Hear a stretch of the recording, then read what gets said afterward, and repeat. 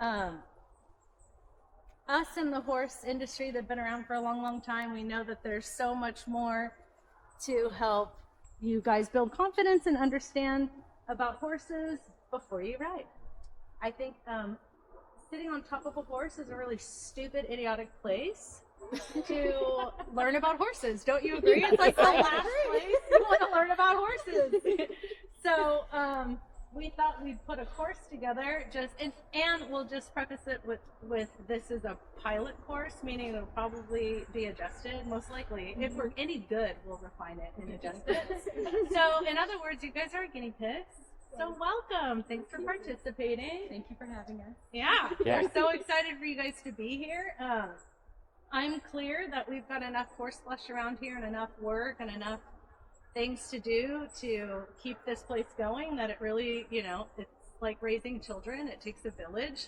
So I'm happy to educate people in exchange for having help around here, and I figured that'd be great. Thank you so much, genuinely.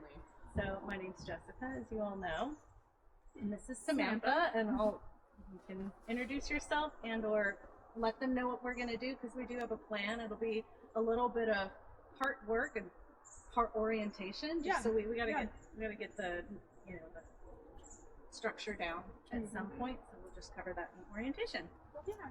Yeah. My name is Samantha. What I teach now is, we call it natural horsemanship, and I think as the industry evolves, it's more just good horsemanship skills and practical skills. But my start in horses was a little bit more traditional, and we did just get on and ride. There was no prep. You just got on and hoped things went well. And so I was really fortunate to find natural horsemanship, and it really changed my relationship with horses, and I started to see them as a partner in the process and not just my recreational item. And so I started pursuing that for my personal horsemanship, and then decided to take it professional. So I have a degree in natural horsemanship and equine studies, and then I went and studied with some leaders in the natural horsemanship industry and became licensed to teach through their program. So our backgrounds are really different, which I think it'll be a fun blend to have some different perspectives. But my focus mostly is on behavior and horse psychology, and definitely keeping people safe, which is a goal for this course, that we can read the body language and see what's going on and understand them and be safe and have fun. And in the process, there's so much personal growth that happens with that. Like, we have to change and become humans that our horses need us to be. So I see that being the ultimate kind of umbrella thought, is developing a really good relationship with horses and then taking it whatever path it calls to you. I always say that horsemanship is really exposing, so you can't hide who you are or how you deal and cope with stress and anxiety and maybe not knowing the answer, or being exposed, or how, your triggers, or if you feel shamed, or none of that. It's incredibly exposing around the horses, because they will call you out. They know who you are. They have the love and compassion to meet you where you are, but usually we don't have that for ourselves. So we start to judge ourselves, like we're not good enough, or they need to be this way. So it's really exposing, which is the fundamental, most important thing for the program, is that this is a safe space for everybody to show up in, which is, even us as professionals, you can imagine that through our younger years and teens and 20s and 30s, we probably knew everything. And then she's not 40 yet, but as you hit 40, you're like, I just turned 40 2 weeks ago. Oh, happy birthday! Welcome to the club. As you get into your 40s, you go through that existential crisis. I don't know if she's there yet, where you're like, I don't know anything. I can't believe I asked people to pay me for this. And then eventually you start to take on and become responsible for, because this ends up being our life's work, which is, it's a tough job to be in. I think there's a lot that we have to juggle between keeping the horses safe, making sure they have what they need. We're trying to be ethical advocates for them, but we also have to keep you safe. And at the end of the day, you could break way easier than they could break, right? But anyways, it's exposing, you're out there, what you know, what you don't know, and how you deal with stress, or even learning or understanding, or how you process information. That's out there. So just know that you're in a safe space, and if anybody makes it so it's not safe, then there's the door. Is pretty much like how I feel, right? Like, because otherwise, if we don't feel safe, then I can't help you move through things. Sam can't help you move through things. But likewise, that allows us to be able to show up totally imperfect. Like, we're just doing the best we can in the moment with all the information that we have. And it needs to be a safe space for them too. Yep. Yeah. I always tell people you'll get out of this what you put into it. So don't be afraid to fail. It's going to be ugly. You're going to accidentally smack the horse and be like, oops, I didn't mean that. They will be fine. And so be free and feeling like you can experiment and ask questions, and just I don't care what it looks like as long as the progress is forward. It doesn't matter how slow. And so show up for yourselves in that way, that you can say, I don't feel safe, I'm confused, this is too much for me, I'm bored, whatever, and then we can show up for you and help guide you a little bit. I think you said this morning that we kind of were like tour guides on your horsemanship journey, but you have to own the journey. So Totally. Yeah, I love that you said that earlier. Yeah, you guys are great. Thank you. In the beginning, you pay us for our guided tours, right? Like, we take you here into this winery and this, but eventually you're going to want to explore horsemanship on your own, in your own way, because really it's not Pirelli horsemanship or Samantha horsemanship or Jessica horsemanship, because once we hand you any information, it is no longer ours. Like, you're going to take and interpret it, so you're going to have to own that, right, for yourself. So I think we were going to start by going up there, right? Yeah. Or do we want probably? So I don't know. Or stay down here. We could stay here unless they become too pesky. Obnoxious. Yeah. So this is like, just to give you an idea, just being able to watch these two horses, I think you might be able to you could probably interpret a little bit about maybe who they are and what their personality types are. I try not to label horses. I don't think that's fair. I know we anthropomorphize horses and give them feelings and all sorts of things, but I feel like Walter, if he could throat punch anybody, it might be Rowan. Rowan, I mean, Walter, I'm surprised Walter hasn't come in and said, save me from the little red devil, but this thing is incessant and he's pesky, and but he's got all the energy in the world, but it's so great. You can kind of tell what life is like. It's probably a little torturous to keep them both closed up in here together but at some point Walter's gonna have to figure it out, right? Like, either he's gonna get pushed around or he's gonna put his foot down and be like, quit pushing me around. So where do we want to start? With equipment, or I mean, since they're moving around, as I'm watching them, some of the thoughts that are coming to my mind, since you touched on it, is like, they're both moving a lot. You'll see horses that don't move as much, that will stand still and internalize a little bit more, and they're a bit stickier in their feet, and sometimes they can be harder to read. But once you know what you're looking for, you can pick out those subtle signs. But these guys are cool because it's pretty obvious. You can see they're a little bit more extroverted in their mannerisms and their behavior. And because they feel safe and comfortable, now they're playing. And all play, I would say, is rooted in dominance. So if we were to guess who's the dominant one, or making a bid to be in charge, it would probably be the red one. He's pushing Walter. Walter's moving. So when we put them on halters, we don't need to be as annoying as the red horse, but we want to be the one moving the other horse. We don't want our horses moving us. So if you can kind of see what they're doing and just how they're behaving naturally, there's so much movement and rhythm. They're constantly evaluating each other, mirroring each other, and Walter's looking out, looking for the other horses. So they're prey animals. Safety is with the herd. That's super important for us to know, that their primary goal in life is not to get eaten. And I think people were afraid to hurt our horses, but our horses aren't afraid of being hurt. They're afraid of being killed and eaten. And that seems so extreme, but that's where, like, how they've survived in the wild. They don't have fangs or claws. Their eyes are on the side of their head, so they see the world differently than us. When you think of a dog, Like, we're human, we've got eyes in the front of our head, we have claws, we grab, we growl. How many people are like, hey, quit that to horses? That's the human growling at the horse. And they don't communicate verbally.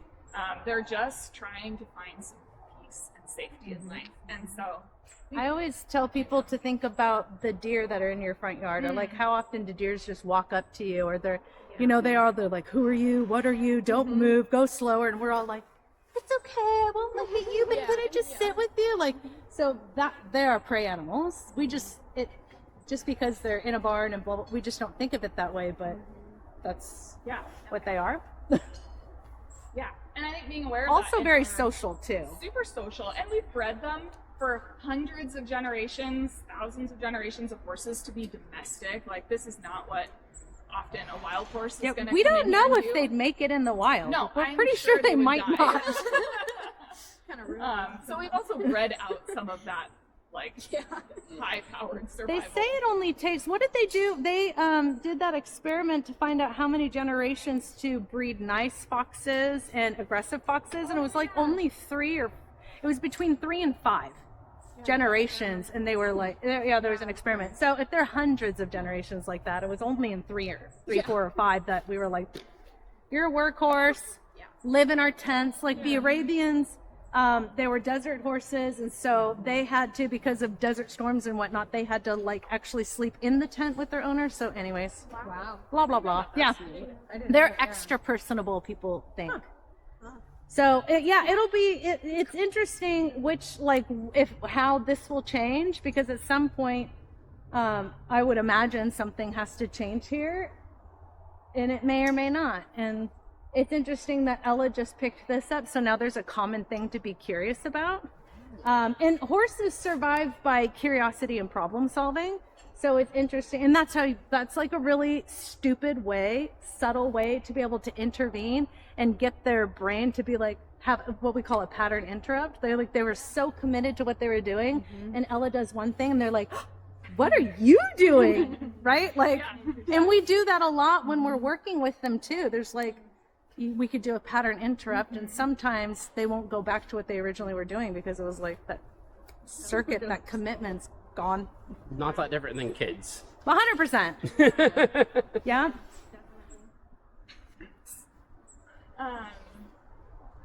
Yeah, I think that's all I had to say about Totally. prey predator stuff. I think if you watch when they get back to moving each other, and we'll mimic this in our own way as the humans, but if you watch a horse that's going to move another horse, it often starts with, if we watch Rowan, the red horse, if he really gets serious about moving Walter, you'll see it in his body. So energy informs your body language, and the horses can see it in us from a mile away, and they definitely see it very clearly in each other, that he's going to make a decision. All right, I'm going to move him. And then often the ears will go back, sometimes the nose will wrinkle, he might toss his head. Things are going to start happening subtle and then get bigger and bigger and bigger, depending on how serious that horse feels about moving the other one and how willing or not willing Walter would be to get out of the way. So it never starts at 100%. There's a slow build and plenty of warning. And so when we interact with them and we think about putting some pressure on the horse and asking them to move, we're always going to start as soft as possible and then become firmer until we see the horse make a shift and try. And our goal isn't to make them do stuff and to force them to do things, but early on, and you might have a better, bigger picture take, or how you want to, the goal to it's like take it, but in the causing beginning, them. It's like gross motor skills. Yeah, it is. But we want to be, so in the landmark form, they say being the cause in the matter of your life. We want to cause them to make a choice to choose something, because everything we do, we're asking them a question. Can you move over here? Can you go over there? Can you this? And the answer is either yes or no. And some of the things we have to break down and teach them, because anyways. But what I wanted to interject with what she was saying with building up of the energy and noticing how horses start very subtly, and that's what makes us professionals, right? Is because we can catch the thing that happens before what happened. We catch those subtle signs, and we can interpret them, and we'll pivot, make a change, and we can actually catch something before it actually escalates, because that's what horses can escalate.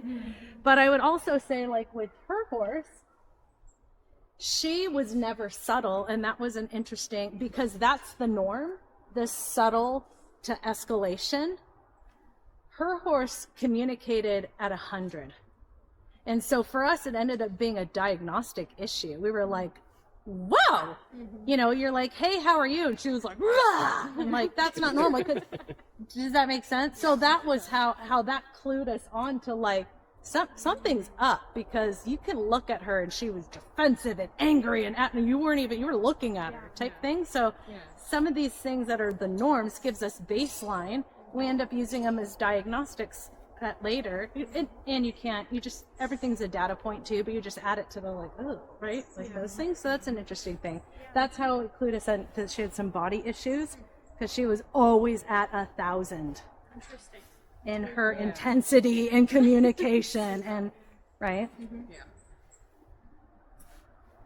Equipment. Yeah, we can talk about some equipment. So I brought another type of halter and lead rope.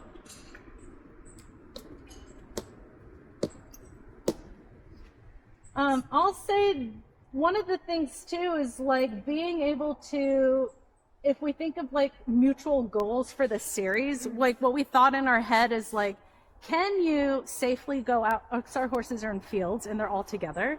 Can you safely go out into a field, pick the horse that you want, approach the horse? Can you keep the other horses away from you? Because we have very friendly horses and they all want to come in. We do not have the thing where you're like, you can't catch me. They're all like, take me. It's a really good problem to have. But can you walk out into the field? Can you pick the horse that you want? Can you keep the other horses away from you? Put the halter on, walk them in. Can you walk through the gate without 100 of them going through with you? Which is fine if it happens, right? But and then can you walk them from A to B? And I want you to notice right here, they can go from 0 to 100 too. So like he was laying down and he was like, oh, I'm so vulnerable and relaxed enough to roll. And then midway he heard something and he was like, Death! Right? And like he was up and you're like, I want to go over here. he was up and going. So you can just calmly, because it won't just be, just because we put all the training into the horses doesn't mean they're going to be perfect all the time. They're just like you. They regulate the way they do. Some things trigger them. So can you safely walk them from A to B? And they're not from stalls to here. They're like from 3/4 of a mile out there. And we have to make it from there to here. And sometimes these things are like flying kites. So can you do that? Can you bring them in here? Can you halter them? Or can you, move them around you so you can start to understand movement and rhythm and sending them? And can you groom them, pick up their feet? And these are all the things that I think will help build. You will understand horses so well, and you'll be able to pick up all the subtle signs so that riding becomes so much more safer. Because at the end of the day, I want you to be able to know, like, yes, it's like, think red light, green light. There will be red lights, and that means like, do not move on. You are stuck where you're stuck. You got to work through this until you can move on. And green lights, like, knock it out. They're regulating. You're good. Everybody's good. Let's keep going. That means the sky's the limit. So it's like, you might get to a mounting block and go to swing a leg over, and all of a sudden something happens to the horse, and that would be like red light. That do not get on the horse. Right now, I'll tell you, like, and right now we're not going to get on. But I want you to be able to have that skill set so that you guys don't get in your, like, I call them suicide rides. Like, do not go and get yourself killed. You don't have to. They'll tell you. And eventually you'll learn how to feel them and read them. And I know when you're around people that are angry or anxious, your nervous system picks up on their nervous system. That's that gut intuition. Listen to that. So if they're anxious, if you're not a grounded professional like we are, we can pick up on it, but we don't like slide down the slippery slide of anxiety with them, but you might. And when it does happen, like if I do feel anxious, frustrated is another one. Sometimes I'm like, today's not the day. I'm going to take the halter off, and I'm like, it's me, I'm the problem. I'm PMSing, I didn't sleep well, I'm hungry, I'm crabby, or I'm feeling whatever kind of way. And so I think part of that is going, can I show up and can I be a leader? I think a leader isn't necessarily a boss. It's somebody that's like, we're steward for their care and their confidence. And so can I do that or not? So being able to identify your own emotions, being like, not now or not today, is a big part of being good horsemen. Is not, yeah. I've walked them on leads, and the thing I always have to like remind myself of the reason to listen is if you're hanging on the lead and that horse gets spooked and wants to run, you're not going to be able to physically stop it. No. So like you can't ever rely on that. So like that's why I think it's important to remember like why all this is so important Yeah. is like you can't just physically brute force get the horse to stop because you all of a sudden 100 pounds. you're gone. Like, it's being behind a boat that like Control is an illusion. Yeah. yeah. Yes. The thing that will keep you in control is having mental connection, of course. But the rope, no matter what you put on, you're not actually in charge. They don't know. So, yeah. Okay, so I have two different halters here, and there's so many great tools and so many right ways to do things. They have different functions, but I wanted you guys to get the chance to feel both of these. And for now, we are going to be using the rope halter, which has a heavier rope on it and a little bit of a heavier snap, and you'll feel why in just a second. These halters, and you might describe it better than me, but I would say it invites a little bit more willingness to feel the halter. If I put my hand on your back and said lean on it, you'd lean on my hand all day long, but if I put my thumb into your back, you're not going to really want to lean on me. So we always say thin to win. Something a little bit thinner and rounder, they're less inclined to want to push or lean on this halter. It's also really soft and lightweight, so it's not a firm, aggressive tool. I don't have a chain on it. There's nothing that's bad about this tool. So it feels pretty invisible when they're in the middle of the halter, but when they lean on it, it's thin. They don't want to sit there and push. But these halters, if I'm thinking about wanting you guys to have the most control possible in the beginning, this is not a bad tool. This gives you a little bit more of an advantage for a horse that might want to be pushy. Do you have any? So we, as horse trainers, we think of developing riders or equestrians, and we think about developing horses. So it's just, what's your appropriate tool? What are you trying to accomplish? So right now, we want to teach you guys how to have a horse that's light and soft and responsive and subtle without you using as much effort or energy, with the caveat that you probably will use a lot or too much or whatever. It won't work in the beginning, but that's not the point.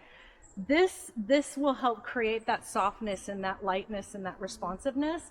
This one is like something that if this comes into contact with them, it doesn't give them, they just learn to lean against it, which for other purposes, we might want them to sit on this and sit in this connection with us, because it's not, this one we wouldn't want them to lean or sit on. We want them to come off of it and be soft and responsive. This does not do that, so this is a tool for a different job. These don't have anything that break. These break, right? So unless you've got a really amazing horse, I wouldn't haul a horse or tie them and leave them in this, because if they fall down, lay down, pull back, this will not break. This, if they got a hoof caught, they fell down in the trail, this thing would break, they would let. So there's just different tools. Yep. But sometimes, so this will be one of those things that you might start off with something like this and then move on to something else. But you might come back to this. If you notice that your horse just is losing that sensitivity or lightness or softness, you might come back. So it just depends always, is it appropriate for what you're trying to do right now? And I have everything in that arena, and I might have an idea of I'm going to use this, and then I'm like, never mind. Yeah. I'm going to do this. And sometimes I have the idea I'm going to do something, and then I turn them loose because this is what's appropriate, meaning me not being attached to them at all, right? Mm-hmm. And I always say that, if you have a horse that's not regulated and they're up, we'll call it up, they're really up, if you don't have to be attached to it, probably don't. Start by being unattached and just saying, stay out of my face. Because sometimes they're if it doesn't have to be your business, turn them loose, let them knock that. Just like they had a lot in there, but it showed up as play, and I'm gonna push you around. But sometimes that's just and then we just watched them, and all of a sudden they're like da da da, and now Rowan's standing at his hip, and Walter's hanging out here, and all of a sudden they're like, Yeah. And they did that all by themselves. We didn't even have to interfere. And doesn't it feel a little bit more appropriate for them to be in our space, where before we were like, get out of here with that energy. Now I'm like, okay, you could stand over here like this with your cupcake energy, but when you're dragon energy, off you go. You know? So If you can, but if you walk in here and I'm working a horse and she walks in and her horse is a kite, like, sorry, I'm also in here, so you can't turn your dragon loose. Yeah. You're going to have the right skill set to manage your dragon online. But for me, since we have this whole place to ourselves, like, if you don't have to be attached to a dragon, don't. Yeah. Just turn it loose. What- It'll do its thing. One other question on the fabric, not the rope halter. I feel like you'd also, is that correct that you'd want to use that if like you were trying to only work with like verbal cues with the horse rather than physical kind of touching and kind of pulling them? No, say that again. If you were like trying to like more Wait, focus which halter? the fabric one. That's Oh, nylon? nylon. Okay. Sorry, I feel like that's. It's okay. Would you want to use the nylon one if you were less focused on, like, say you had a skill down and you were trying to work with just verbal cues with the horse rather than like physical touch? Mm-hmm. Would that be a better choice because then it's like softer, so they're more focused on the physical part, rather the thin one would be like the ropes would be more focused to the horse on the physical aspects of the feeling it. Yeah, so verbal cues, well, that's a kind of a loaded question. A few things. Okay.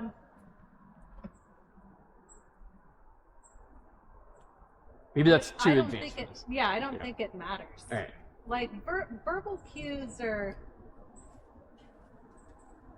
they would probably be something that we would encourage you guys to use, but I don't even know if we really use them as much because we're so much more energy beings and more intentional movement beings.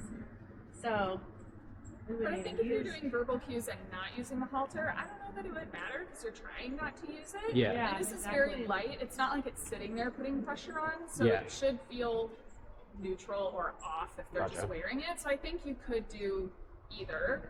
Yeah. Yeah. And I for don't- something like that, if I'm trying to teach a verbal cue or tricks or Yeah. something where I'm not wanting to put like physical pressure Yeah. on, either should be Okay. fine. Well, and I think that's like how you build if you're shaping behavior. I think it's like you've got your pre-cue. Maybe a verbal would be a pre-cue, or you would turn it into your cue. But then you have to have the equipment to be able to back it up and up the energy so that they have. Does that make sense? Because eventually you take all the upper energy away, and then you're just left with what is it you want to be left with? Like a verbal cue, a physical cue, an energy cue. Does that make sense? So I would probably say I would do all that and introduce your verbal cue with this. So if they're like, I don't get it, then you can be like, and adding to energy, and this is requiring responsiveness.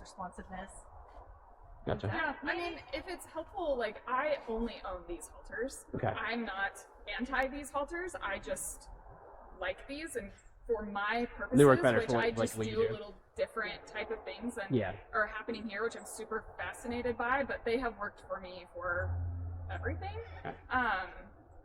So I think, but I do feel like if you had to follow through with something physical, this would, being your tool to create lightness, probably be a better tool if I felt like I needed my halter to back up my verbal cue. Gotcha. Does that answer your question? Yeah. Okay. Just trying to understand like the nuance of like Yeah.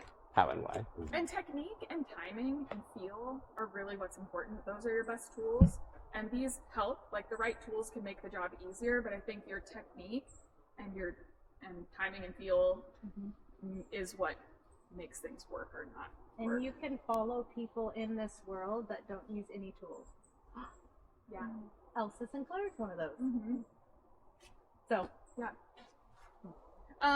So for today, I think as far as the horses go, our intention is to have you guys practice catching the horses, but then also once you have them, be able to create some space. Because if you could create space, you'll feel safer, and then we can do other things. If you know that how we went from 0 to 100, if he starts to go 0 to 100 while you're attached, that you can make a little bit of room between you guys.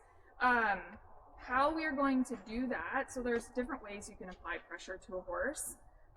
We can apply pressure we can apply steady pressure, so I can put my fingers on the horse or my leg or pick up my reins and have a steady amount of pressure on their body, and they should, if I've done a good job, they should yield to that lightly.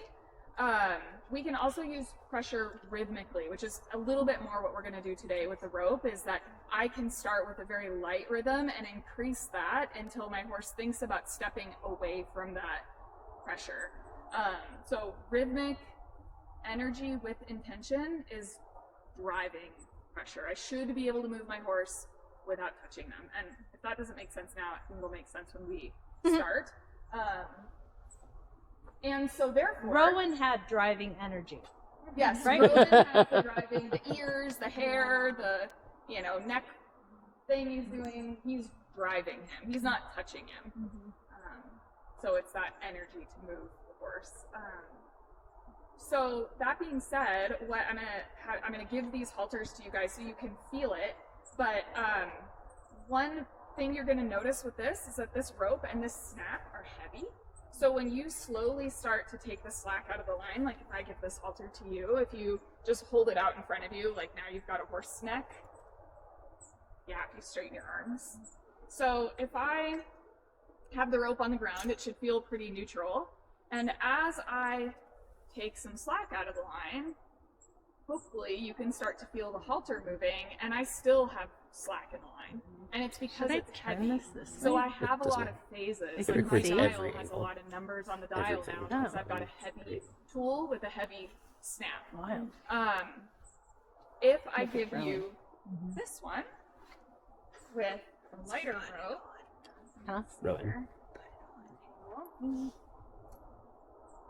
as I take the slack out, it might take me more, I have to take more slack out for you to be able to feel this. And so I would say this has fewer numbers on the dial. This one I'm gonna get to 100 a little bit more quickly than I would with this one. So again, not a wrong tool, it's just pretty light. And if I, We just had the best participant. They're like, okay. I'm sorry, I just didn't love with our horses. and then if I were to wiggle it, so one thing we're gonna do, well, should be pretty well versed in this, so he'll be who we practice this on. One thing I can do if I want the horse to move backwards from me is I'm going to channel my inner Rowan. I'm going to pin my ears at you. I'm going to look at you like you should move.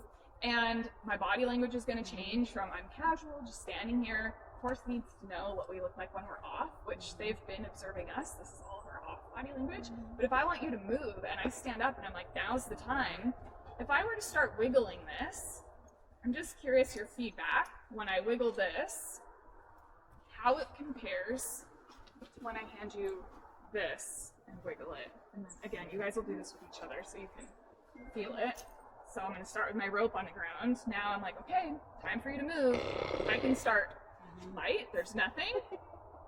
And if I do this, how does it feel? A lot more intense. I can get bigger because it's heavier with a heavy snap. So I just want to know I could get big if I needed to. Hopefully we never have to. But this is going to be not quite as effective of a tool. If I have Walter here that went to 100 miles an hour, I need to have something to hopefully match that in an uh-oh situation. So the weight is going to give me more numbers on the dial when I take the slack out, and a little more, we call it life in the rope, that I can wiggle it and get quite a bit more bang for my buck doing that. It's also very long, so I can have a lot of room between him and me if I need it. And this is called the snap? Yes. Yeah, and that should break. These snaps, not all snaps, these snaps will break at 1,200 pounds of pressure. So I've seen horses break these. If they really set back on them, they'll break them, but like a little horse probably isn't going to break it. Like this will probably break sooner, but you never know what the snaps are rated for. So, but nothing on that halter will break. If anything breaks, it'll be the snap. Do you have anything to add to tools?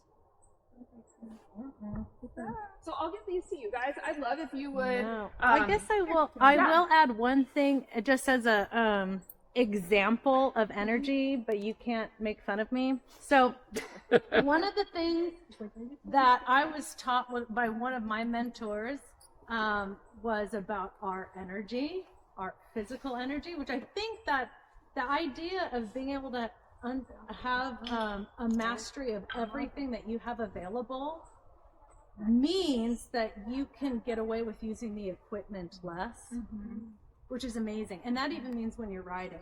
So if you understand how to be a mastery of all of your body, your intention, your energy, then you get to be lighter on the bit, which is a piece of iron in their mouth. You get to be lighter off of your legs and those things.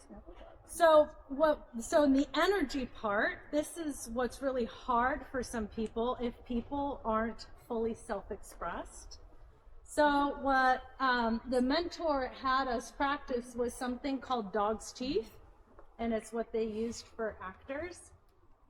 And we were all in a circle, we had to stand up in front of everybody, and we had to say, don't you ever brush that dog's teeth with my toothbrush ever again. And it had to be believable. And we were in a circle, and for some people, as it was coming to them, they'd burst out into tears, they'd run out of the room, they'd whatever, because they're not fully self-expressed, right? Like they don't know how to be in front of people. So, don't you ever brush that dog's teeth with my toothbrush ever again, right? Can you feel that? Yeah. Okay. That's what I have available. So I literally could like do this. Boom! Does that make sense? He doesn't even care. Does that make sense though? Yeah. I have that kind of energy that I could put into this. I can't see. Walter's like, And then I can draw the energy down and I don't have to use equipment. And you're emotionally neutral, right? Yeah. You're like, go somewhere, and then you're Yeah. not. But you weren't actually mad. yeah, You're just like, you should exactly. leave. You should do it now. But I did learn that road to that, for me, there was emotion. Just get a little excited. I didn't even know how to access that kind of power just to access it. I had to like walk through the muddy roads of emotion. Yeah. And that was okay. That's what dog's teeth was for. Had nothing. We were in a yoga studio, right? And that's also what at Liberty is. I'll have to go and apologize to him. I know, he was so He's sad like, over there. He's like, what did I do? do? Part of the lesson horses, though, is they have to be able to do that. Yeah. Does that make sense? Yeah. So I didn't even need equipment to say that, but that also might have to be what's available if I'm just walking out there and horses come up to you. Yeah. I mean, I've taken hats off, I've taken my jackets off, like get off. I've done everything to be able to express. And note that that's all rhythm too. Like as she's putting her arms in her hat, it's rhythm. The rope wiggling is one way to put rhythm. It's not. It's not steady pressure. And the other thing it's not is just like if I point at you, this is pressure. If I'm like you, it feels different than if I'm like this. So static is pressure, but it often reads as predatory to the horses. When you think of a predator creeping up, they're like, here I come. Yeah. And it's slow. So I see a lot of people with their arms up, their tools up, and it's kind of poised. And the horse either goes, it's just white noise, and they tune it out, or they're like, oh God, what's coming next? But the rhythm, I can escalate the rhythm and be effective with it. And it's friendly at the same time. He can count on when I go, okay, I need you to move. It's light. He sees it coming.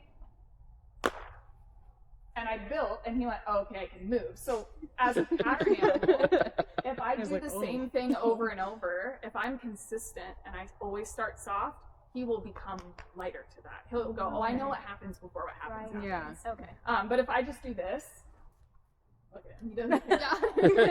Now I have another one that's like, what are you doing? Rowan's trying to help you move him. Collecting them. Yeah. But if I said maybe I could use steady pressure to back him up, I could do it this way too. But just poised, like this isn't going to get you a lot. So I just wanted to point it out. But you did have rhythm in the movement because you were like towards him. Yeah, like I mean, you can stand there with pressure too. Yeah, but I'm and he'll coming eventually. without being erratic. Yeah, exactly.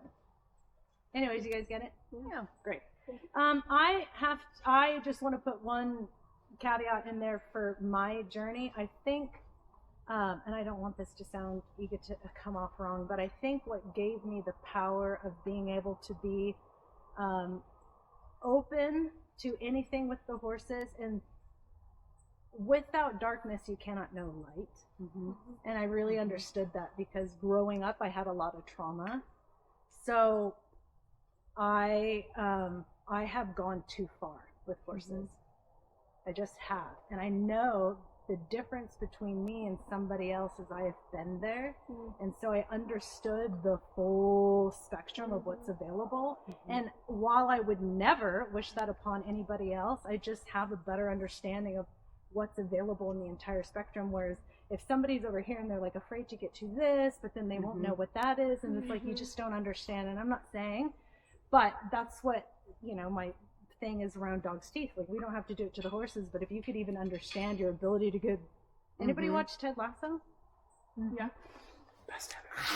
Yeah. Right? Like your ability to get like draw in the energy and let the energy go, because that's what the horses do all the time. They're the masters of like inhale, exhale, and like that chai tea. Tai Chi. Chai tea energy, like putting the spices. But you get what I'm saying, right? We got that on video. Great. Chai tea. Chai tea energy. Our Yeah, next you'll podcast. each bring something so unique. Like, if you ask me to scream the dog's teeth thing right now, like, I'm just not a yeller. I don't know the last time I've yelled. Probably years. Like, it's just not me. Yeah. Do you not have kids? No. Yeah, that's why. And so, like, it was super hard for me to bring my energy up, and I could only bring it up when I got frustrated, which was a part of my journey. And now I can bring it up effectively without feeling frustrated, but it is like a quest, which is kind of fun for you guys to go on, because some people come in and they're too strong and they're too busy and they're too like, wow, and the horses are like, God, I can't handle that. So that'll be kind of a fun exploration, I think. Yeah, 'cause totally. we're so different. I feel like that's good coaching for parenting. Yeah. Kind of starting small and then getting bigger, right? You kids want that, Yeah. right? Yeah. Don't come screaming at me to start off with. Yeah. And then there's horsemanship will be found in the cracks in between of everything, right? Like, people find their way to this relationship with horses in all different aspects, and that we're bringing you, I would say, I think it's broken down, but it's probably pretty blocky, right? Like, it's not like it's beautiful and smells nice. It's about as like simplistic as you can get. Like, you're gonna stand up, belly button to nose, you're That would gonna be very mechanical. step to them, Yeah. da-da, and go, right? Like, Yeah. but it'll be effective, and then from there, it doesn't have to look like this forever and ever and ever. You'll be your. You know, Jonathan Fields, when Warwick Schiller, a couple of people that we follow and we know that are, you know, great people. They're up on a hillside in 100 acres, and Jonathan, they're both horsemen, and Jonathan said, "Do you see that big black horse down there? That's like a mile away." He's like, "I can get him to cross under his hind feet," and he said, "I'll get him to cross under just from here." And he just like, well, I don't know, listen to the podcast. It's pretty amazing, but somehow something happened that was magical. But I don't know. I would imagine that he visualized, probably intentionally called out to this horse, and he like showed him what he wanted and took a step under, and then the horse did it from over there, and Warwick was like, whoa. So like, at some level, anything's possible. And so we're just gonna, eventually you'll look back on this and be like, wow, that was so clunky. Like, but you got the steps down. Yeah. So Cool. Did you guys? If you didn't already, I'd just quickly rope on the ground, take the slack out of the line. If you're the horse, I'd just say, communicate to your human, like, I can feel it now. What does that feel like? And after you take slack out, you can practice wiggling the rope. Okay. Yeah, it kind of like deadens once it gets here. I can see it moving, but I don't feel it as much. Yeah. And while you're wiggling, you could think about, it all starts from our energy first. Your energy is going to change your body language. So what does your get back energy feel like? We jokingly say you should get your mother-in-law face on. Like, Here, why don't you should get out of here. And it shouldn't be mad, but it should be serious. Like, move. Okay, we'll switch people. Yeah. A sensitive horse will feel that intention, and you might not even need your tools. Definitely. Yeah, you can feel the weight of the snap. Yes. Different feel. Way different. Yeah, you can feel the snap. Really is what Definitely actually more like. Yeah. And draws in the hopefully weight. there's that dial feeling too, that you can keep that tool really light and you could get it firm. So you just should have more numbers on the. Yeah, I like that. That's a really good analogy. Yeah. Keep using that one. And then when you have a really connected horse, you could use that halter and get the same result, no halter and be at liberty and have the same result. But I tell people, like, your tools are the physical form of your intention. So if you don't have any intention, you're just whacking your horse. So you should have a feeling, and then let your tools help clarify what that feeling meant. That meant go backwards, and follow through. I'm a scratching foot. You found his spot. Yeah, I found the spot. He's like, no, I'm not gonna let you stop. I know. He finds it very like satisfying out his mouth and his face rub. Yeah. What's up, baby boy? So while we wait for Jessica to come back, I don't know that we'll use these today, but I just wanted to point out these tools. We will use them and give you a quick why. Here, I can move him out of the. Walter, I feel like You're distracting. you're being too much. We'll get to you. We're back there. Oh, but So see, rhythm, I'm like, go, rhythm. And he shouldn't feel offended. What would feel offensive to him is if I just smacked him. He'd be like, what the heck? But if I can be like, hey, you should go somewhere, like, I can build. So these sticks, they're about the length of a horse leg or a horse neck. So if you are a stick length away, plus your arm no less, if I'm a stick length away, I'm out of the kick zone, the strike zone, and the bite zone. So the stick creates some space.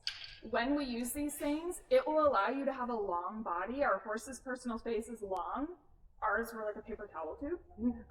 So long body, I can get long with this. And then I can use it in place of my hand. I can have a little bit more reach and communicate more at a distance, especially if I have a horse that wants to bite or kick. I don't always want to get right up in their business. If they're fizzy and spicy, I can let my stick get in there. So that would be why. The other difference between this and like that tool back there, which you guys can feel these, this is pretty stiff. I can take this and be pretty firm on myself. I would be less inclined to do this with that, thank you, because it's flexible, so it's a bit stingier and whippier. Oh, Walter. Oh, it's a it's a great tool. Just once again, like a little different than what we need for our purposes, because this will really sting a horse if you get firm with it. But this I can tap with rhythm firmly if I need to, and it's not going to be stingy. So we'll use these and do some like skill drill stuff with that at some point. But I wanted, oh good, she's coming back. I think she was going to talk through catching these guys.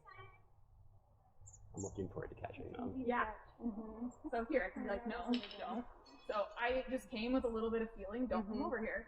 And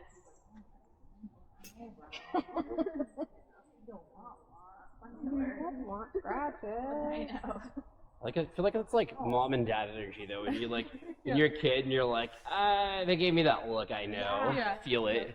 My mom's Italian. She had the look, you know, and we never got spanked as kids. Like we, you know, but my mom gave us the look, and we were like, got it. Like that's the look you're trying to channel at. Yep. Yeah. Did you want to talk about catching and leave them with catching? Is that something? Sure. Are we catching both of them? Yeah. I talked about sticks a little bit, but I wasn't sure if we'll use them today or not. Are you rubbing your face on the Should we grab another rope halter? Yeah. Oh, is yours over here? I don't know what I did with it. are you trying to I didn't sneak up? take it away. They're like, we'll catch you. We'll yeah. catch you. This will be easy. Yeah, well. Okay. I think mine's in here. Romeo's gonna put me to sleep. He's just been yawning the whole time. All that's good, like letting go of tension. Just they're relaxing a little bit. They're shifting into more of a rest and digest rather than the excitement of playing with each other and running around in the wind and Chilling out. All that the nervous system is regulating. Ooh, should we talk about the knot before we put it on there, I guess? Yeah. I still have to find the other. I don't know what I did. Okay, so these rope halters, if I'll just keep tying the knot, if you guys each want to like maybe tie it and pass it around, next time I'll bring out some more rope halters. So when we put the halter on the horse, maybe I can actually use you as my example. First, I need to tie the knot. Here, sir. Okay. Just want to do this on you. Get the knot. I'm here all the time, so I can come and practice. So I don't know if you guys can. Oh, I was gonna say you guys get all the. I've had a lifetime of horses. You guys Okay. practice all you need. Are you? Do you already do all this? I forget the knot part. Okay. But that's about Thought putting it on him to pull the halter for me. So I would love if he put his nose in the halter for me. That's acting like a partner. And keeping his head down. But when I tie the knot, if you think of this as your fence post and this is your wire, I'm gonna put the wire through the loop of my fence post, and then I'm gonna pull the noseband up a little bit, and then make sure the knot under here is kind of back. This halter's a bit small for him, but it'll be fine. So I can adjust where I want it to sit on his face, noseband, knot under the chin. If, let's see, how do I want to have you guys do this? Try and keep my hands. I'm going to take this, and if I can just hold here, then my halter's not going to slide down. I'm going to take my wire, and I want to tie it to the fence post. If I tie the wire to itself up here, it can work, but what happens is if you drop your lead rope and your horse steps on it or they pull back, it will cinch down infinitely tight, and you will have to cut it off their head. So I want to tie it to the fence post because this isn't going to let that knot get super tight. So I'm going to go behind my fence post towards his eye, and then back through the loop I just made towards his tail, like that. And I'm mindful not to put my fingers in there. If he moves, I don't want to have my fingers in the middle of this while I'm tying it, and now I've accidentally tied myself to his head. So I've got it. So I've got it like this. Sorry. And then I'm going to go behind towards his eye, back through the loop I made towards his tail. No fingers in. No fingers in. And if this is really long, I'll tuck it down there so it's not swinging around. Okay. Okay. You're a good boy, Walter.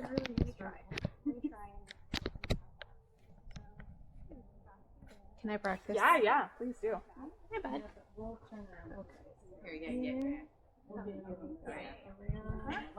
And through? Yep, just like that. That's perfect. And we can tuck you. He's like, thank you. You want to practice? Sure. Oh, we're gonna stay here? Stay right? And then if you want to lock it in place, you just Here. Oh, cool. Yeah. You want to try? I think Yeah. And if you want to unlock it, you just pull that. It just needs to that little loop. Yeah, perfect. Goes above the knot at the base of your fence post. And then just watching that your fingers don't go in there, which I mean, anything can happen at any time. He's pretty calm, but if they're spicy, I'm extra mindful. Like on a spicy day that I don't have my fingers in there. Yeah. I get And it the- organized the first, so this Halter's a bit this has small for him. If you double had a line, little more and length the of knots rope, go you on wouldn't. the side. It was a bit hard to get my fingers. So I around put as my well. hands But yeah, there. that's perfect. And that's Yeah, a little and bit then I of just right? do I had it too halfsies. loose before. Yeah, fold yeah. the rope in half. And then fit-wise, this is a hair small for him, but And then when he's I go actually to is catch in a him or good put spot the on his lead rope nose. So around the my nasal left arm, bones are so my delicate. hands They are get just kind of thin feeling down the here. halter. So we don't want it sitting super, So I super kind of just low. wander out like We want this. it kind of right over the bridge of his So I'm nose. not gonna really come in directly at him. So I see a lot of them here like way down here, and that's just in you front can of his damage nose. their crease. Yeah. I'm gonna kind of come at a little bit of a 45. And my energy's low. If you have a horse that has a really heavy draw, meaning they're like, catch me, then you can come in like mindlessly. They're like, I don't care. But I've got a couple horses that are like, whoa, you're coming in hot. So you have to like slow it down. And that's just part of reading the horse. Add some adrenaline. So I'm gonna come He's so fast, too. and I'll You know, he was a hold racehorse? my Yes. loop He's a and quick one. my long string in She my works left with hand, him, babe. Oh. and I I'll didn't know bring this hand over the top. And his owner. Yeah, yeah. I would like him to lower Oh, wait, he's your horse? No, Oh, I work with his owner. His owner. I'm His owner, taking- okay. Yeah. this long Okay, piece got it. to me. She found some videos of him So racing. like this. Oh, really? So if he wants to Did he walk win away anything? or go somewhere, if I got him Yeah. like this, I he's don't kind think very of many fast. times. And Yeah. all horses kind of get to Can I this try point to where like they're Okay, so that's the hardest part. And then I'm gonna put it through here and kind of shimmy it up his nose. That's what I do. And then I'm gonna go through here, get the mane out of the way, and then I'm gonna go behind, through, and then pull it. Okay. And this knot is under his throat latch at the back of, it's not sitting here at his jowls, it's back here. And this is up, there's knots, and you want him at least 2 fingers away from this cheekbone. Okay. And that's where I know. And you can tell in general, this is kind of big for him. I would not want him to lower his neck and catch a foot in there. And technically, since they're knotted, you could tighten it up, but like, good luck. And then I check it. Like, if I'm gonna go and do stuff, I will stand in front of him and make sure it's all in the right spot. That way it's not like this and the knots in his eye. And he's walking like this, and you're like, get away from me. And he's like, yeah, but it's in my eye, right? It's kind of like wake up sex. That's what beginners do. I figured if you got And you're like, he keeps smacking me in the head, and he won't get away from me. So here you are, like, using me, like, get away. And he's like, but it's in my eye. So you're having a conversation that literally does not need to be having right now. So I'm just gonna I saw where it put was that before. through, So there. take it down, yeah, I'll make sure he's not gonna run away at any point, and then it's free. So it all starts with how you organize your equipment to begin with. Maybe I'll work around it for him. And the only thing I would change about how you So you have this long piece in one hand. No, actually, this I one? would put the Mhm. halter over his head. So And then I would in have half. to approach him like this. And I'd then, stand off so to the side, and then everything, put this so under these his are neck built and grab it so that the knot's on the left side, and the left side is when you two are facing the same direction, his left side is the same as your left You side. didn't do this before. So that's where the knot is. If it were on the right side, you do it from the right side. But basically, since the dawn of time, when kings rode and knights in shining armor rode horses, the reason why we do everything from the left side is because they had to get up on the left side. And their sword arm is their right arm, and so the sword was here. They didn't want to like lift their leg with a giant sword and like stab their horse, so it was here. So when they got up, they lifted. Does that make sense? Oh. Literally from the dawn of time, and nobody has reinvented the wheel since then. It is so. I always tell my kids, technically, You should be wearing a still- sword. yeah, No, just you kidding. should wear a sword, but really, you would want to be doing. I think it's so healthy for horses for you to do things, get on and off both sides, to be able to lead from both sides. But just so you know, if you get on and off from the right side and they're not used to it, they might think that you literally like it could be a thing. Yeah. You could lead. I could get on the right side and they look at me like, whoa, what are you doing over there? But there is some body compensation that they get into from you being constantly on the left side. So when I got into body work and postural work and balance work, I was like, oh, we need to be working on both sides. But they are a little like, yeah, you're on the wrong side. Yeah. But anyways, now you know. But for this, because the knot's on the left side, we're on the left side. Okay. And I don't mind. I always tell my kids, you can go out in public and do whatever you want, as long as if somebody comes up and like, did you know you're on the wrong side? You could at least say, well, actually. Well, actually, there is no wrong side. Exactly. That was back in 1456. Yeah, we didn't have swords. Yeah. Yeah. Okay, so now you get on the other side of the shot. And then think fingertips. If you think of like a thin halter, like your flat hand, Okay. be like, oh, cool, you can hold Like it. you were saying that, like. Remind me you did. Yeah, and I just started like. Do you want to have the lead on the left arm? Well, so if you're here, yeah, you want the lead on your left arm, not in your hand, because you want your hand available. Okay. Perfect. And then this guy goes Yep, so under. face like he's facing, and put both of these in your right hand, in your left hand, yep, and this hand's going to come up and over. Oh, right. Okay. And then you hand, yeah, exactly. Yep, and then you drop down, and you might have to shimmy your hand up this side, Okay. and then you're going to drop your hand down and try to get his nose in there. But you can do it with both. Kind of hold it up.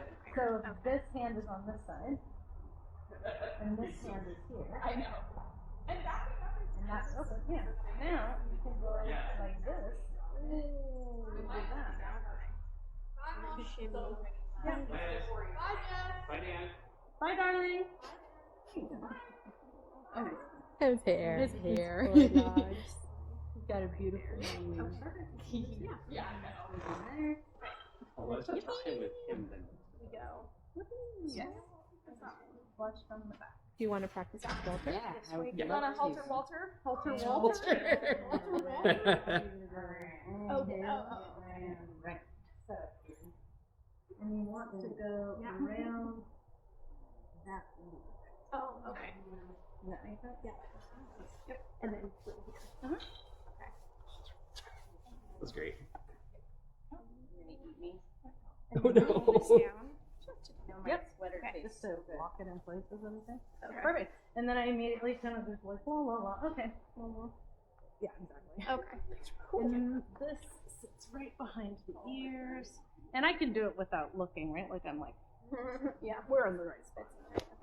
Perfect. And then you can take it off and do it again. Okay.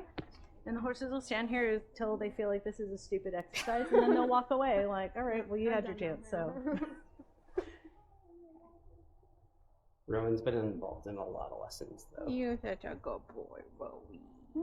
So it might be less small. Let's see if that Not, So this is like this is like this on space. If you actually Hi, do bud. nose band and Hi. then pull And then this turn Can I it get you to go back, backwards? Now Can you go backwards for me? And it doesn't need to be up super, super high, but centered will help you. Like this is kind of a good height. About 2 fingers away. You're not going where I want you to go, but you're going backwards.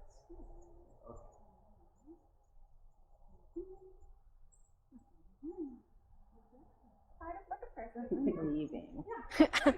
That's silly. I'm out of here. Is when you approach with the All right, want to try again? I would You. go You can try under- again. so I got it set up in I'm my not hand, saving you. like this. He's So like, this is out. No, I can grab it. I'm out. no. I can come here like any day I want and Save with them, me.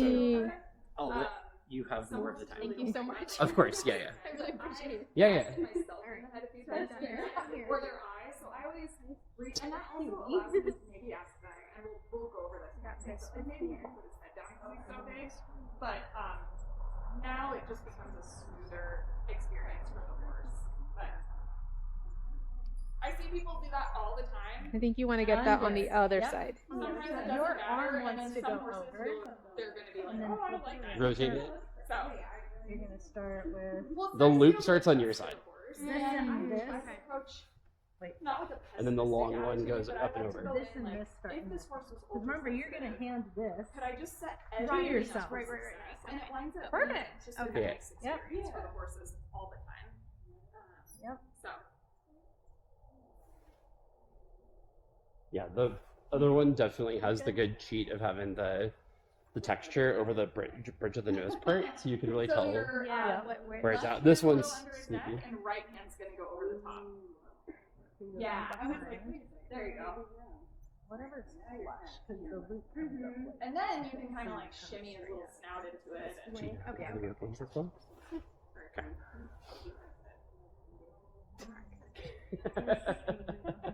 Oh, Walter. Okay, I was gonna say I didn't I know really if you do guys would be okay this. with that. I was gonna say I didn't know if you guys would be okay Every with now and that. then they'll sucker We you in we some need of to that. sample. That's okay. We need to find one of those like plastic horse heads at like a tax store yeah, that have yeah, all, and then they practice can the just halter. practice on. Yes. That's not real world practice, though. It's like trying to parent a plastic doll baby. It is, but Like there's baby. Yeah. the mechanics of doing the thing, and then there's adding the horse to it. Yeah. Yeah, if it's But not it's fighting fine. you a little bit, And then, like Rowan will walk off and be like, "That was fine. You had your time. Goodbye." Walter won't leave. He'll just start eating people. Yeah. he's like, I'm gonna eat your clothes. Oh yeah. So, see how you went up around the string? And he is really mouthy, so if he decides he's gonna be a little mouthy, that's a great time to back up. And use that rhythm, and I'd be like, get out of here. I was just saying, like, definitely pushing was like, eat the fingers. And he's friendly, but he's young and I mean, And then yes. practice under. How old is he? Okay. He's not right. 7 or 8. Yeah, he was 6 or 7. Don't I you think say he's probably that. 7 or 8. Yeah, I think so too. No 6-7 comments. You can put it back through. Like, work on whatever part's the toughest part. Is it putting it on, or is it tying that? Yeah. Oh, did you have horses before? I own one. Yeah, when I was like 15. All the way up, which takes you back a ton. Yeah. I haven't ridden. Okay. Yeah. usually once you tie it in, it shouldn't lift down in any ways. Okay. Well, since you've altered him, do we want to practice backing it up a little bit? So I'd stand in front of him and get the rope on the ground. It doesn't need to be all the rope, otherwise you're going to back up. And I change your body and I just hold by the end, so you get all that slack out. You can drop it on the ground. And then I'm thinking about like, I'm going to point at him and put just like a little rhythm in your finger. He should know this. If he doesn't, he's seeing if you know it. So you might have to get big in the beginning. You just gotta be ready if you put your fingers in there. You gotta be ready in your movement to snap your fingers out. Yep. Nothing happens. You can't fall asleep in the middle of your and you can get bigger and bigger. But I also don't halter horses that are not either. Yeah. Okay. But you're more and again, I aware put all that out and than we would be of 100%. what that looks like ahead of time. We're not gonna have a clue. So I take one step forward. We're gonna be like, oh, the horse is just standing here. Everything's fine. We're just gonna try to do Yeah, it. I'm just kind of, and go left and right. Yeah. If you go vertical, you'll whack him in the chin with the snap. So This is like the most ideally, I've we ever don't seen. have to touch him with the snap. That would not be the Yeah. goal. I mean, if you're in a real bad Isn't that great? They did it situation, I themselves might too. It was use the lovely. snap as like a extra That's boundary, I'm like but work our goal work is not to. smarter, not So harder. Like left and right means I can be that's why free sometimes and I'll bring without- horses in, leave them, and go do something else, and then like I put my head in. Yeah. Nice. Good job. Very good. Here. Yeah. Great. Yeah, and I try not to move your feet as you start, Okay. just for the practice Okay. of having independent feet that don't move. Okay. And then if you run out of rope and you want him to keep going, you could walk with Then him. you start. Okay. But and it's not wrong to walk towards him, but if we're thinking about creating space, we're thinking about getting him okay. out of your space.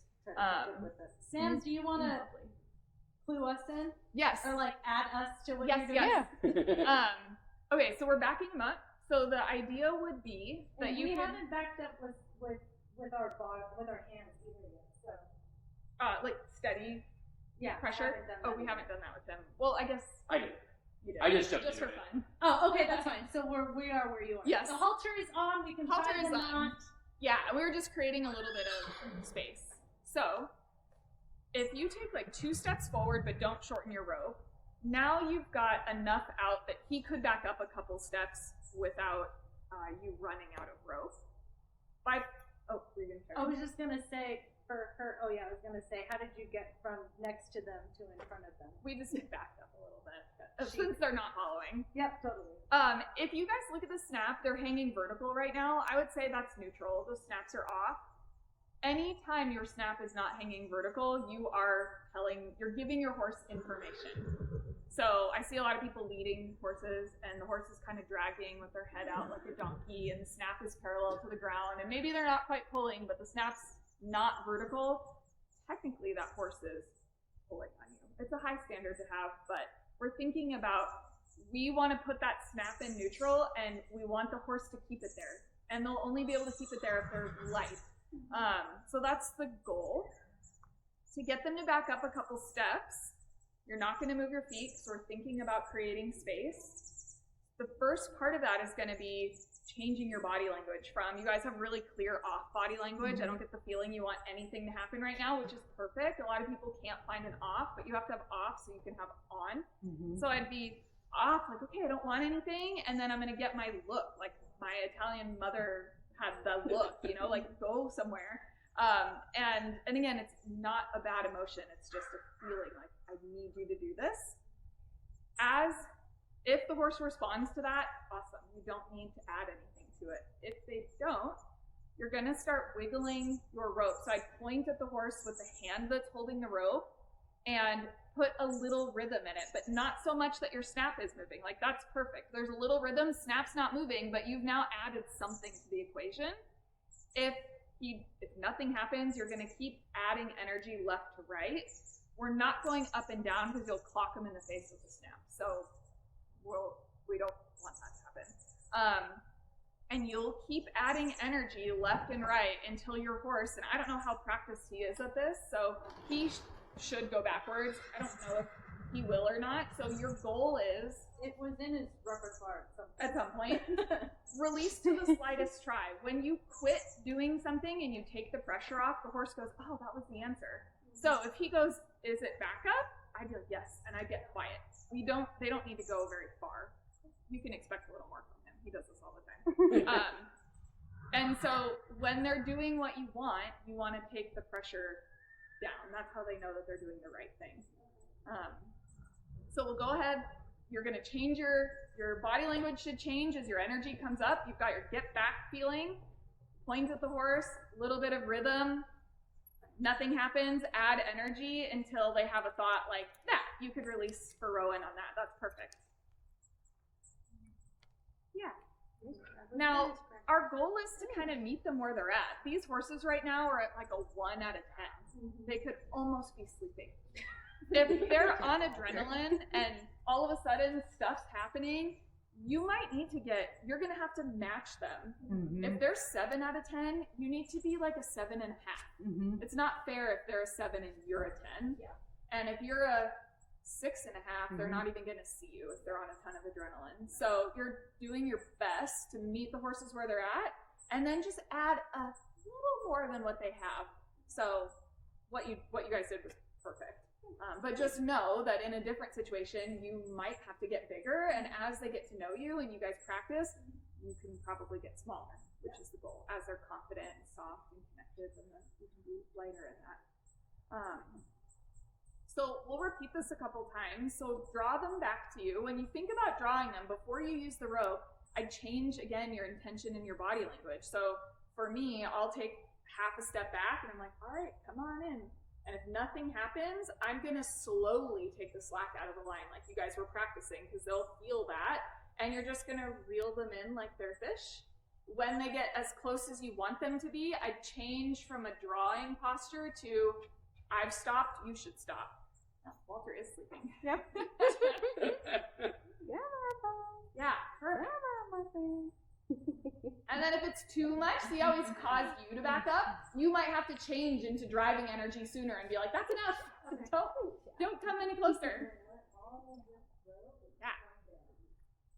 When they're on adrenaline, my bubble gets bigger. When they're calm, I usually say an arm length is safe.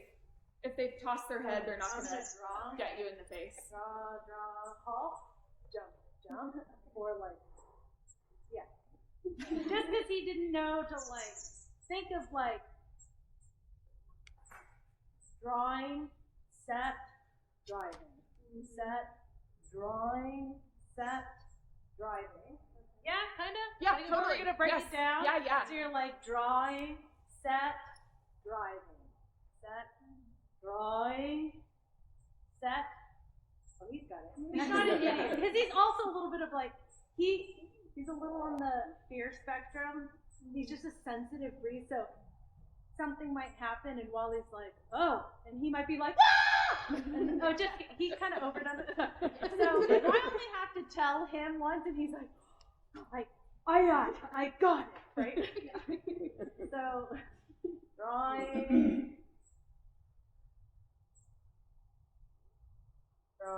Draw, set. Tighten the belly.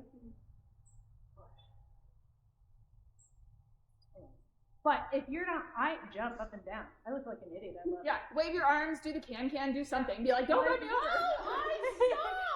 Okay. But there is something about like you sucking through a straw and then like set, dry.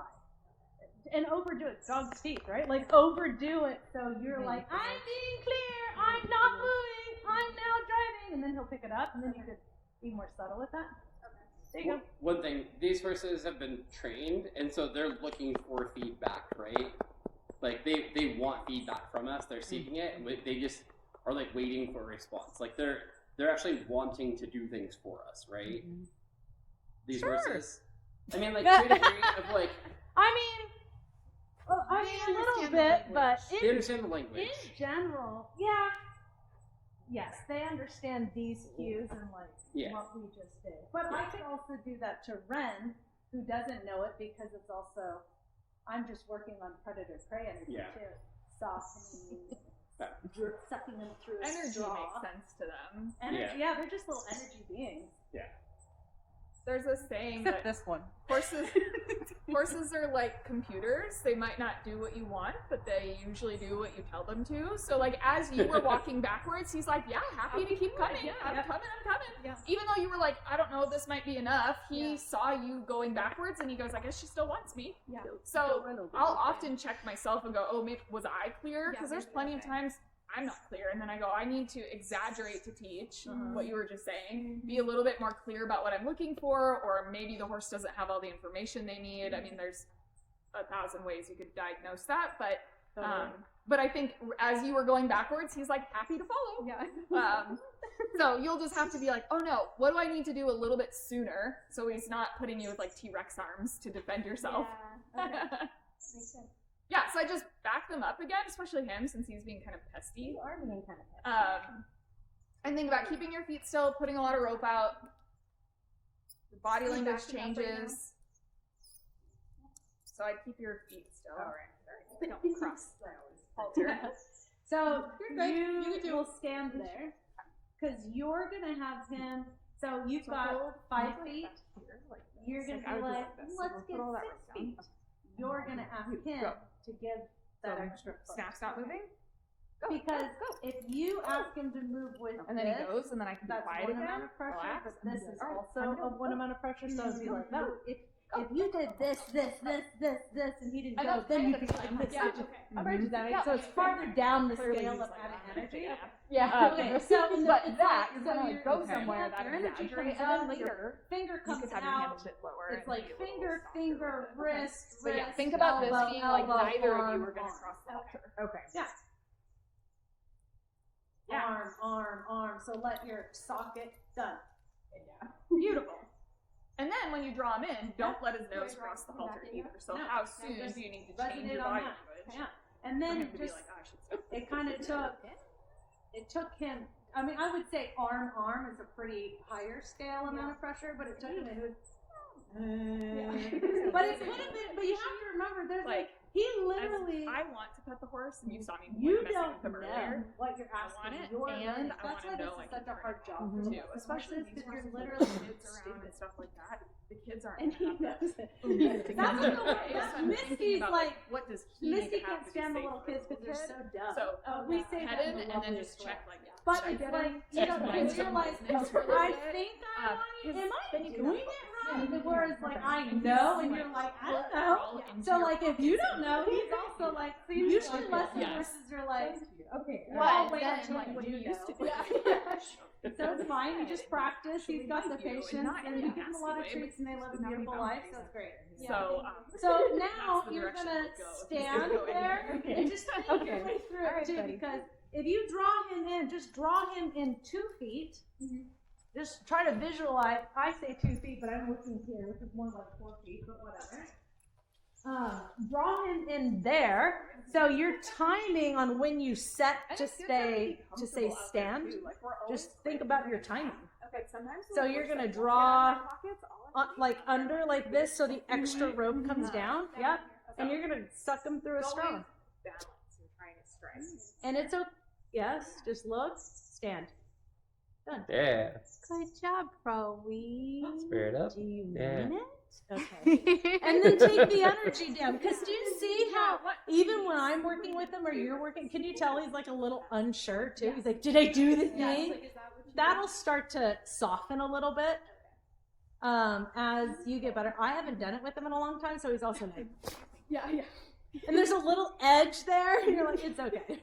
Yeah. We also don't want him to be like, You just wanna, I was gonna say. so good, then do it again. I'm used to just seeing you here as part of the. I'm like, oh yeah, they gotta practice too. So, all yep. yours. Finger, So use that wrist, halter as like wrist, a line done. that neither of you are gonna cross, so you Yeah. can stand Done. like a bit Just closer hang. so he has more room to go. Yeah. That was backwards. great. And did you notice that So it I took tend to less stay closer. energy to get a Yeah. response? Yeah. Yeah, Yeah, he's now not an you've idiot. got enough rope that you can. Some of them are, they're slow processes. Yeah, It's so like, think about, like, you kind of gotta help them out. But he's, as you go through the Arabians ropes, they're start with the desert snap horses, knot. so they have So it larger allows some hearts, rope on the ground. larger lungs, thinner skin. Yeah, all the They're way. just an incredibly And then you can sensible still breed point at in him, general. Because that'll So- just feel more. Usually they And don't then take if much. he- They already now are nothing's much happening, more now muchy I'd in add general. until he goes backwards. Yes, it's great. So I would probably ask him to go back a few more steps before you draw him in. He kind of peters out. Yep, I just add energy. Just gotta go. Rhythm, left. I try to right, feed left, rope out stop. as I go. Yeah. My goal And is can when you I quit, I've see got a little when rope he left goes to rest. pull his leg off? Yeah. You can stop then. Yes. Right. Yes. Because usually But when they what's come up, they worse have to is finish the you can do is, movement to come linger back in the down. middle. So like You're not even on your effective. timing. Because then the So horse just gets dull. They send go him just back wait. one more I step don't and know, look rope at doing his something. I chest guess I'm because gonna you stand can here. see his